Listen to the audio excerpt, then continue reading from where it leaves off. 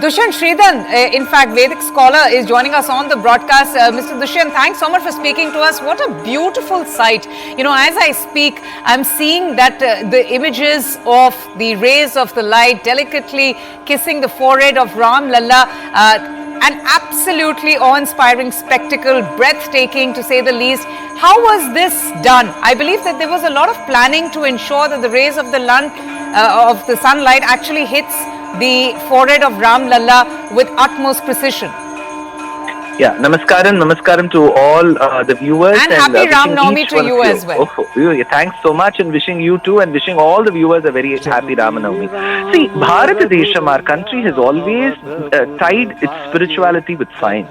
So, science, astronomy is not new to this Desham, and most of our ancient temples are constructed so beautifully, coinciding with solstices, equinoxes, where the rays of the sun would directly fall on the Devata, the deity, the Murti within the garbh of temples. And just not here, even temples of Hinduism constructed outside Bharat Desham, like even Angkor Wat in Cambodia, has been aligned with the Surya's inclination. That's it. See, Rama comes in the Vamsha of Surya. He comes in the lineage of Surya. So he says, I come Vivaswan, Manavebraha, Manurikshvakum Abravit. I come in the lineage of Vivaswan, who's son. And second thing is, Rama interned under Vishwamitra. Vishwamitra was the Rishi who gave us the Gayatri Mantra. Gayatri Mantra is recited towards Surya Devata. And Surya in a way is invincible. We can't even think of approaching the sun. Even an increase of 0.5 degrees Celsius will cause so much of havoc. So Surya is invincible, so is Rama. And Rama's Ayodhya, Ayodhya itself means a city which can never be impregnated. It is so very strong and invincible. So many connections that we establish.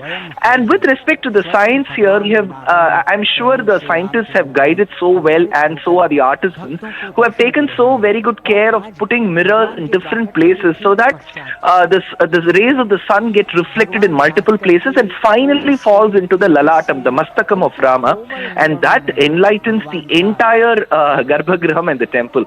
And that's the way I presume and I feel that Sanatana Dharma can gain its ground, because this Dharma, Sanatana Dharma, Hinduism, has for a very long time so beautifully married itself to science. Yes. Be it the medical science called Ayurveda, be it the astronomy, the astrology, be it the sciences that we all revere like chemistry and physics and mathematics especially, have been profoundly given to us in various forms, in various scriptures through Aryabhatta, Bhaskara, and even great rishis.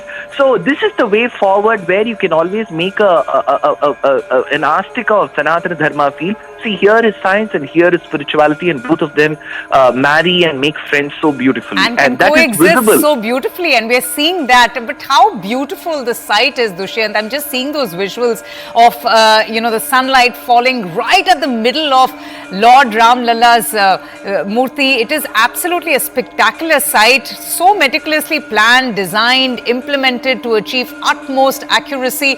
I wanted to understand the significance of Surya Tilak also, and what really it means for the people who worship Lord Ram, and the significance of Ram Navami today, Dushyanth. What does it really mean for those lakhs of devotees who have gathered in Ayodhya today? For the first time, we are celebrating Ram Navami in a place where Lord Ram has a home for himself, his own place, a place that has been yearned for years by his loved ones across the whole of India.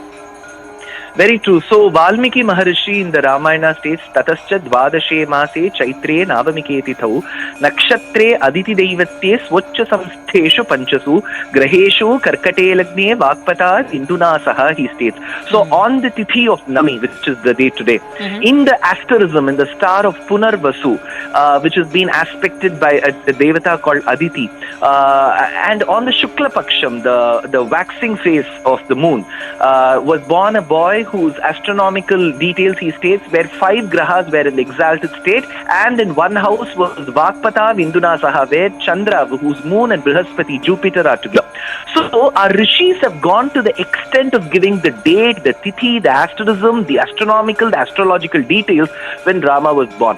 And Rama's path that he took, the sojourn, the journey that he took across the country to delineate the ideals and the dharma is called Ramayanam. So Rama and Ramayanam are inseparable, and Ramayanam and Ayodhya is inseparable. So this temple, which celebrates Rama Navami after a huge hiatus of over 500 years in the very same Rama Janmabhoomi temple, is a big achievement to the civilization and the civilizational ethos.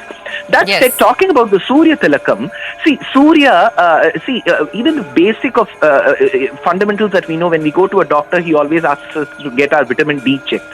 So vitamin D is extremely important, and the biggest source of vitamin D is the sun. And our ancestors and rishis have said, in the morning, in the afternoon and the evening, you have to look at the sun and offer arghyam through water. So we have always believed that the rays of the sun do give us long life and good health. So the very presence of sun is so important to each one of the communities in Bharatadesham. That said, Rama comes in the lineage of the sun, and sun is called Pratyaksha Paramatma. See, when we have to think about the Lord, the one whom we see day in and day out is the sun. And we believe within the sun there is a lotus. Dhyayas sada savitrimandala madhyavarti narayana sarasijasana sannivishtaha, says the Puranam. It says that there is a lotus within the sun, and within the sun, seated in the lotus, is Narayana. So Narayana's avatara, the incarnation, the manifestation of Narayana is Rama. And today we see the rays of the sun touching Rama, which is a beautiful circle going about. Yes. So that's another thing. And last of all, see, we do in the modern days of 21st century, we have LED lights, this and that. But can anything match the glow and the radiance of the sun? Nothing can even get closer to the sun. So the sun's rays can illuminate the entire world. And here is the Lord telling that I am the sun, I am the moon. Chandra Surya Ucha Netre Karnavashaha is the shlokam in Vishnu Sahasranamam. One eye of Rama is the sun, and one eye of Rama is the moon. So that is why the sun's rays are touching Rama, and Rama is called Ramachandra. So you see both Surya on his forehead and his face looking like the full moon, like Chandra, depicting the beautiful conglomeration and the fulcrum of astronomical and astrological details that we see together. Oh, how lovely. Absolutely, Dushyanth. You put that so well. And speaking of Surya Devta, he is also one of the most revered deities in Hinduism, not just because the Surya or the sun is a powerhouse of energy, but also its ability to sustain life on earth and, its healing powers as well. You put it so beautifully, the ability of Hinduism to go along with science. I remember the Supreme Court had also described Hinduism not as a religion but as a way of life, how it goes beyond idol worship or other worship rituals, and the sacred to include an exploration of the cause of natural events as opposed to accepting them as it is. And that, Dushyanth, is science in itself, isn't it? It is very true, because we are a very pluralistic religion. We do have multiple, we have respect towards every creation. Though we see the same Almighty or Paramatma or Bhagavan whom we call in everything, we respect every creation of the Lord. Be it the sun, the moon, the stars, the earth, the five elements that we know as Panchabhuta, so on and so forth. And something very interesting is, your viewers will surely appreciate, we have this Tropic of Cancer that runs through Bharatadesham. Above and below the Tropic of Cancer is where you have a very severe flow of the sun's rays, and that's why we call it the Shaura belt in Sanatana Dharma. Shaura means Surya. So Surya Devata's worship is there, right from Bihar to Uttar Pradesh to parts of Jharkhand. We have parts of Madhya Pradesh, upper parts of Odisha, Maharashtra, then the lower parts of Kashmir, where we have Martanda Surya Temple, Punjab, Rajasthan, Gujarat, and Pakistan and Afghanistan. So this is called the Shaura belt. And there was an Uzbek traveler called Al-Biruni of the 10th and 11th century, who in his sojourn to the then Bharatadesham records that he saw a beautiful Surya temple by the banks of river in a place called Multan, which is called Mulasthanam in Pakistan. And he says in that temple he saw the Devata, the Murti of Surya Devata, floating in mid-air because of the magnetic forces. He also talks about the ruby-like eyes of the Devata. And then the region in Gujarat where they extremely celebrate Surya is called Shaurashtra. And that Shaura means Surya. And a section of the Saurashtra people, to escape the invasion, came to the south of India, and they're till date they are called Saurashtris.